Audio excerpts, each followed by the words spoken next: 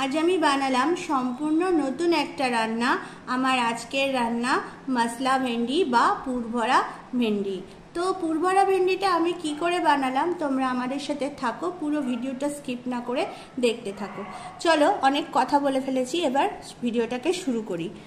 আমার এই পুরভরা ভেন্ডি বা মশলা ভেন্ডি বানানোর জন্য লাগছে সেদ্ধ আলু। আমি আলুটাকে সেদ্ধ করে ভালো করে আগের থেকেই মেখে রেখেছিলাম। এবার আমি এর মধ্যে দিয়ে দেব সামান্য পরিমাণে ধনের গুঁড়ো, জিরের গুঁড়ো আর আমচুর পাউডার। আমি এখানে আমচুর পাউডারের ব্যবহার করছি। তোমাদের কাছে যদি আমচুর পাউডার না থেকে থাকে তো তোমরা এখানে সামান্য পরিমাণে লেবুর রসও ব্যবহার করতে পারো।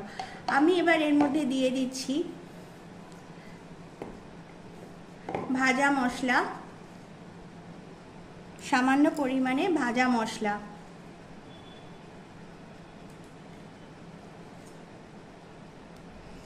আর দিয়ে দিচ্ছি সামান্য পরিমাণে নুন। দিয়ে আমি এটাকে ভালো করে এবার আমি মেখে নেব।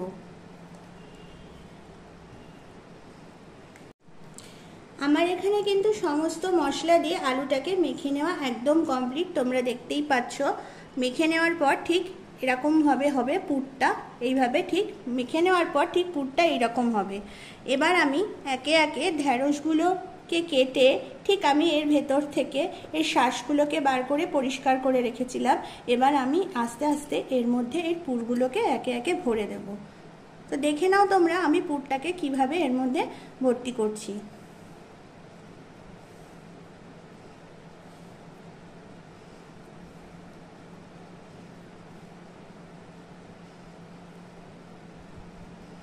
এখানে কিন্তু আমাদের ঢ্যাঁড়সগুলোর মধ্যে পুর কিন্তু একদম ভরা হয়ে গেছে।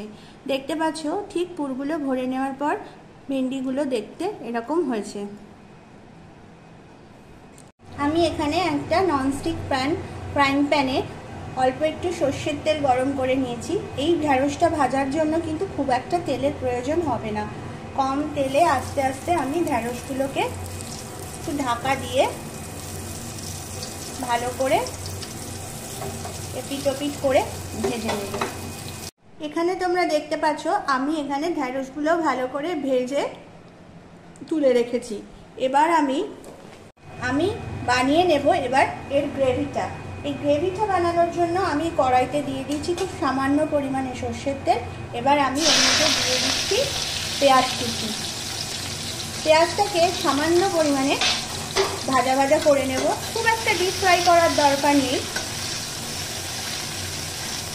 আমার এখানে পেঁয়াজটা কিন্তু ভাজা ভাজা হয়ে গেছে। এবার আমি এর মধ্যে দিয়ে দিচ্ছি সামান্য পরিমাণে জিরের গুঁড়ো, আর দিয়ে দেব সামান্য পরিমাণে ধনের গুঁড়ো, আর দিয়ে দেব এর মধ্যে আদা বাটা। সবটা দিয়ে এবার আমি মশলাটাকে ভালো করে কষিয়ে নেব। এখানে ধনে জিরে আর পেঁয়াজ একসাথে দিয়ে কষানো কমপ্লিট। এবার আমি এর মধ্যে দিয়ে দিচ্ছি সামান্য পরিমাণে আদা আর কাঁচা লঙ্কার পেস্ট, আর আমি এর মধ্যে অ্যাড করছি সামান্য পরিমাণে হলুদ গুঁড়ো। দিয়ে মশলাটাকে আমি ভালো করে এবার কষিয়ে নেব। আমার এখানে মশলা কষানো একদম কমপ্লিট। এবার আমি এর মধ্যে ঢ্যাঁড়সগুলো দিয়ে দিচ্ছি। দিয়ে এবার সামান্য পরিমাণে একটু নেড়ে নেব। নেড়ে নিয়ে সামান্য পরিমাণে জল দিয়ে এটাকে ঢাকা দিয়ে রাখবো। খুবই সামান্য পরিমাণে জল দিতে হবে।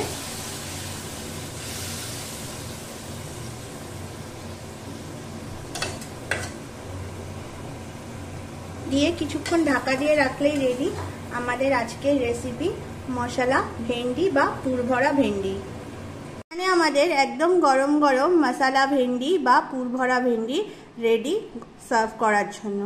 তোমরা এই রেসিপিটাকে বাড়িতে ট্রাই করো আর আমাকে জানাও তোমাদের এই নতুন রেসিপিটা কেমন লাগলো।